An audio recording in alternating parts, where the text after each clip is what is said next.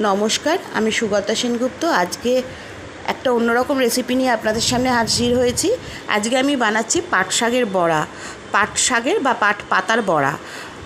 সাধারণত লোক ভাজা খায়, পাট পাতাটা আমাদের বাড়িতে বড়া বা ডাল খাওয়া হয় ভাজার থেকে বেশি। কিভাবে বানাতে হয় চলুন দেখাচ্ছি। পাট শাক কিনে এনে প্রথমে ওপরের পাট শাকের যে কচি পাতাগুলো সেগুলো বোটাসহ দেখুন এইভাবে আমি ছিঁড়ে নিয়েছি। তারপরে ভালো করে ধুয়ে জল ঝরিয়ে নিয়েছি।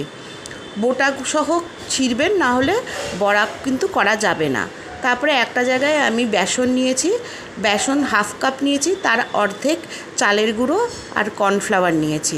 তার মধ্যে একটুখানি কালো জিরে দিয়েছি, নুন চিনি স্বাদ মতো দিয়েছি, হলুদ গুঁড়ো লঙ্কা গুঁড়ো প্রয়োজন অনুসারে দিয়েছি, খুব বেশি কিন্তু দিইনি। এই তারপরে পুরো জিনিসটা জল দিয়ে গুলে নিয়েছি। খুব পাতলা ব্যাটার করবেন না, জল দিয়ে গুলে ব্যাটার তৈরি করে দেখুন আমি যেইভাবে করেছি এইভাবে। তারপরে পাতা বোটাসহ পাতাগুলো নিয়ে ব্যাটারে চুপিয়ে এইভাবে তেলে দেবেন। তেলটা কিন্তু খুব ভালো করে গরম করবেন। পাতাগুলো তেলে দেওয়ার আগে তেলটা খুব ভালো করে গরম না হলে বড়াগুলো কিন্তু তেলের সাথে লেগে যাবে, উল্টাতে গেলে তখন ভেঙে যাবে।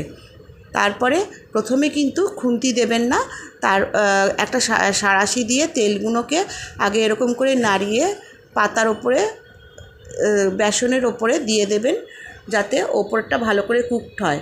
তার কিছুক্ষণ পরে একটা ঝাঁঝরি হাতা বা খুন্তি নিয়ে আমি বড়াগুলোকে উল্টালাম। দেখুন নিচেরটা কী সুন্দর লাল হয়েছে। আর এই সময় কিন্তু আঁচটা মিডিয়ামে রাখবেন, খুব বেশি হাইয়ে রাখবেন না, তাহলে কিন্তু বড়াগুলো পুড়ে যাবে। আর যত আস্তে অল্প আঁচে বড়াগুলোকে ভাজবেন, বড়াগুলো তত ক্রিস্পি হবে। বড়াগুলো যত ক্রিস্পি হবে খেতে তত ভালো লাগবে। এইভাবে চেপে চেপে একটু ভাজবেন, যাতে ভেতরে ব্যাটারটা, বেসনের যে ব্যাটারটা আছে সেটা ভালো করে রান্না হয়, আর পাতাগুলো যাতে ভালো করে ভাজা হয়। এটা আপনারা চায়ের সাথেও খেতে পারেন।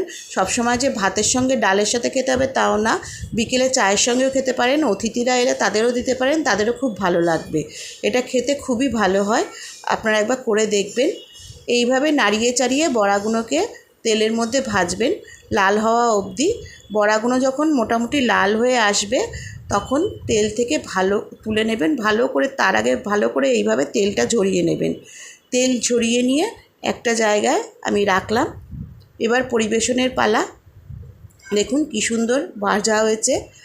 এটা ডালের সাথে খেতে খুব ভালো লাগে, বা আপনারা শুধু শুধু খেতে পারেন। আমি টক ডালের সাথে পরিবেশন করলাম, যে কোনো ডালের সাথেই খেতে পারেন। আমার এই রেসিপিটা ভালো লাগলে প্লিজ চ্যানেলটা ফলো করবেন।